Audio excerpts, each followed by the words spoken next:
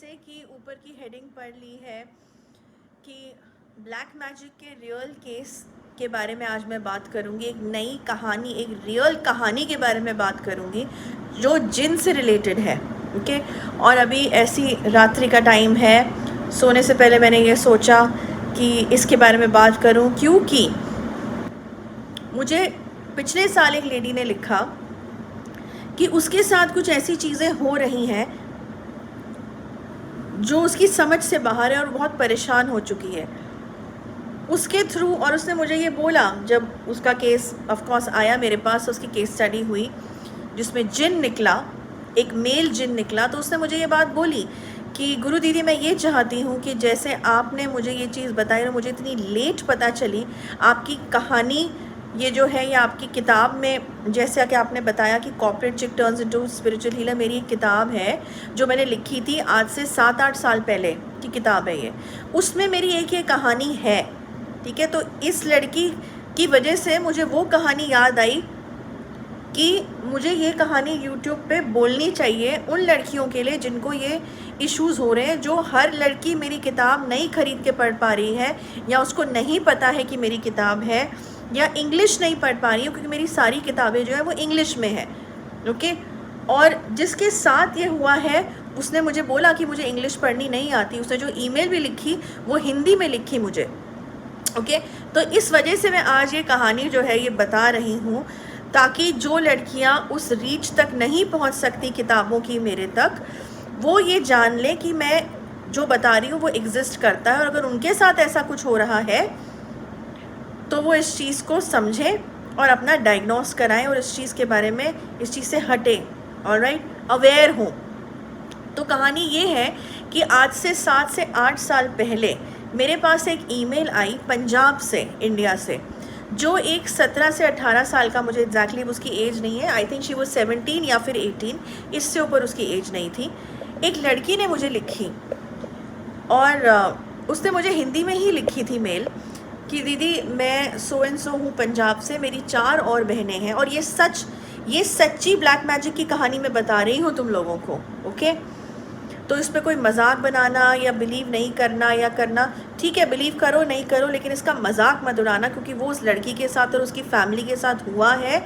और अगर वो ये YouTube वीडियो मेरा देख रही होगी तो उसको बहुत बुरा लगेगा अगर लोगों ने इस चीज़ की डिसरिस्पेक्ट करी, और अपने कार्मिक अकाउंट भी ख़राब होंगे ही होंगे जो लोग ये चीज़ करेंगे।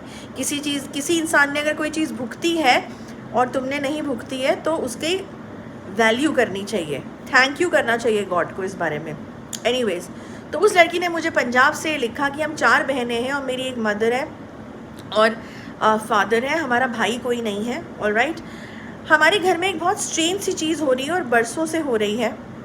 पहले मम्मी के साथ हो रही थी, अब मम्मी के साथ होनी बंद हो गई है, अब सिर्फ हमारे साथ हो रही है, और हम बहुत परेशान हैं। समझ नहीं आ रहा है कि आपको किस तरीके से बताएं, क्योंकि इतनी एम्बैरेसिंग बातें हैं, और वो लोग बेचारी इतनी डरी हुई थी, और इतना, वो कहते हैं ना कि उनका सब कुछ कॉन्फिडेंस टूट गया था कि उन्होंने मुझे तक लिख दिया कि पता नहीं दीदी आप इस बात को हमारी मानोगे भी, बिलीव करोगे भी कि नहीं करोगे, क्योंकि इतनी अजीब सी बात है कि हम तो किसी को बोलते भी हैं अगर अपने किसी दोस्त को, तो हम पे हंसती हैं, हमारा मजाक उड़ाती हैं या बोलती हैं कि तुम हमें बेवकूफ़ बना रही हो।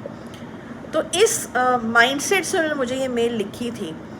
तो वो ये था, वो क्या फेस कर रही थी, वो ये कह रही थी कि हमारी मम्मी के साथ पहले क्या होता था कि हर रात को जब मम्मी सोने जाती थी तो 12 से 2 बजे के बीच में, ठीक है, हर रात, और स्पेशली थर्सडे और फ्राइडे को ये 1 से ज़्यादा बार होता था।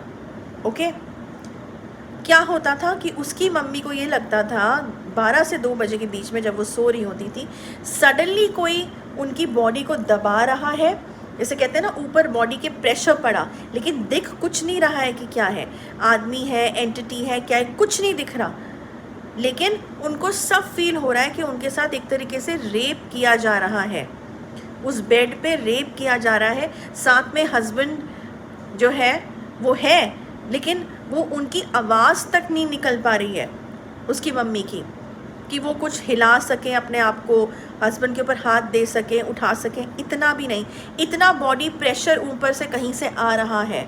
ऑलराइट, ये सच बात है जो मैं बता रही हूँ, जो उसने मुझे बताई। और उसके बाद पूरा वही प्रोसेस होता है कि उनके साथ पूरा हर रात को रेप होता है उनके साथ, मेरी मदर के साथ। तो जब उनके साथ ये होने लगा, कुछ वक्त के बाद हमारे साथ भी ऐसे होने लगा, तो हमें शुरुआत में समझ में नहीं आया। बहुत डर डर के हमने अपनी एक वक्त के बाद 4 महीने या 5 महीने के बाद अपनी मदर को बताया, और जब उसकी मदर ने ये सुना तब वो रोने लगी बेचारी। उसने कहा कि मेरे साथ अभी तक ये हो रहा था और अब मेरी बेटियों के साथ भी ये चीज़ होनी शुरू हो गई है। ओके, तो उसकी मदर को बहुत ये शॉकिंग चीज़ लगी और कहते हैं ना, बहुत अनकंट्रोलेबल चीज़ लगी। और तब उसकी बेटियों ने पूछा कि आपने क्या हमारे फादर को या अपने हस्बैंड को बताया है? तब उसकी मदर ने बोला कि मैंने बताया है, लेकिन ये मुझे बिलीव नहीं करते। उसके फादर ये सोचते थे कि उसकी मदर बहाने बना रही है, मेरे साथ कोई रिलेशन नहीं रखना चाह रही है, इसलिए बहाने बना रही है ये सब कह के।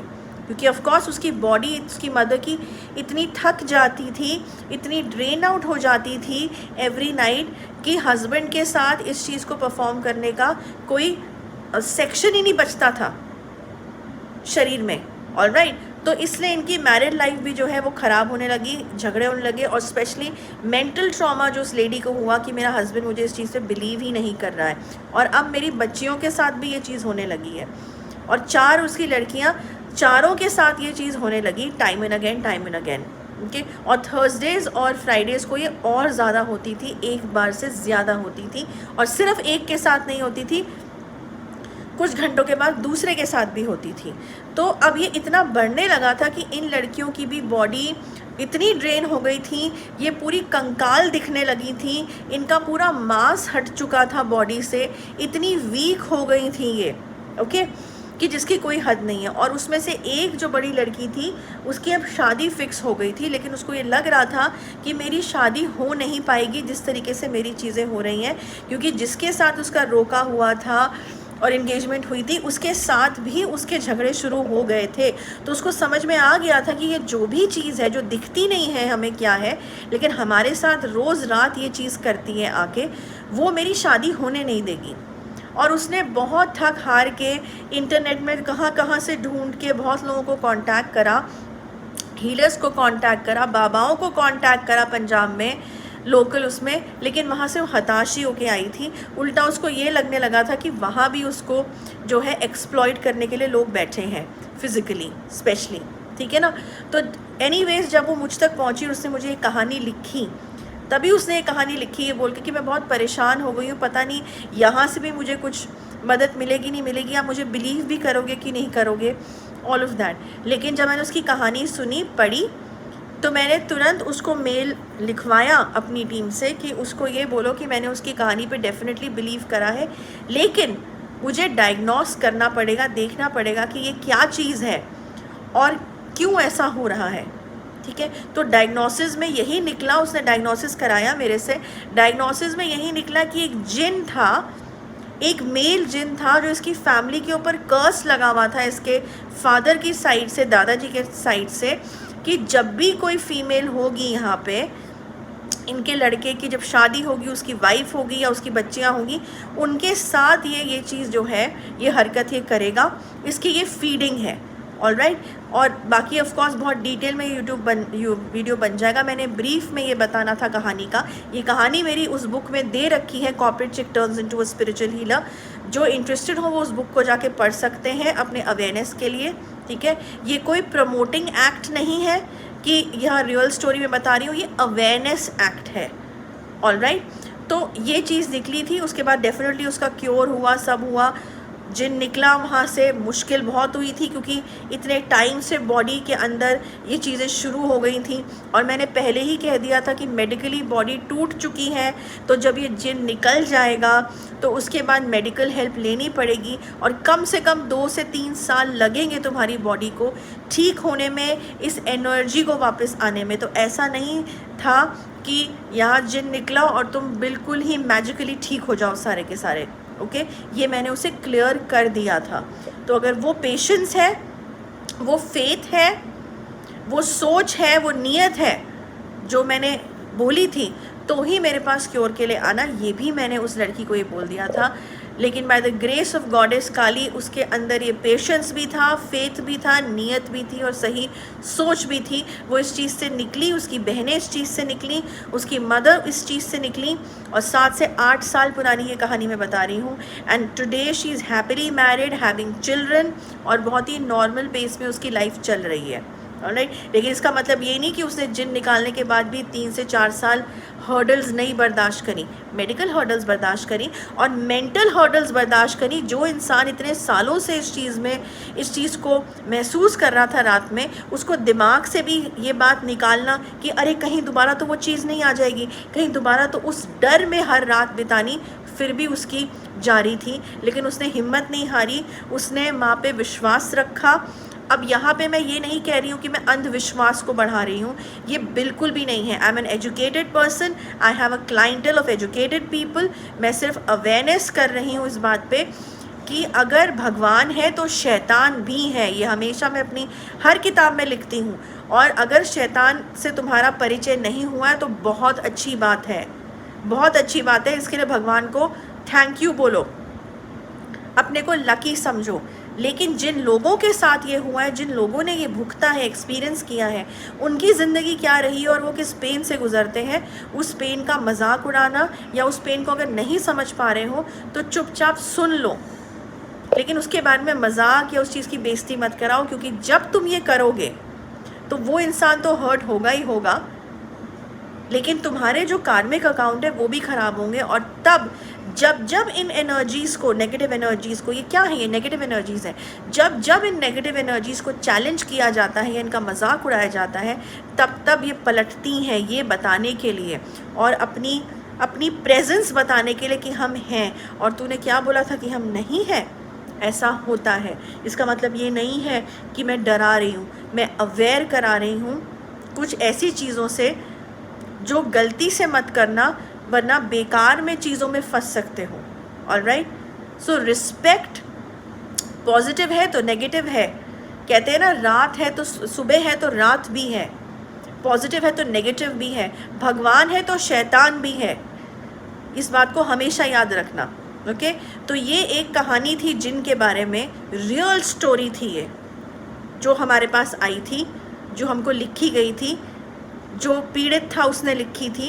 ये रियल कहानी है। अब ऐसी कई और बीच में मैं नई कहानियाँ लेके आऊँगी, ट्रू कहानियाँ लेके आऊँगी, ताकि समझ सको। और जिन लोगों के साथ ये हो रहा है, मैं ये बता रही हूँ, जिनके बॉयफ्रेंड्स और जिनके हस्बैंड्स भी उनको बिलीव नहीं करते हैं, इस कहानी को सुन के शायद अगर किसी के साथ ऐसा हो रहा है तो वो अपनी गर्लफ्रेंड, वाइफ, मदर को बचा सके। अगर ऐसा कुछ हो रहा है तो बिलीव करो, उनका साथ दो, उनको डायग्नोसिस तक पहुंचाओ, उनका केस स्टडी कराओ, क्योंकि वो जिस ट्रॉमा से गुजर रही है तुम अंदाज़ा भी नहीं लगा सकते।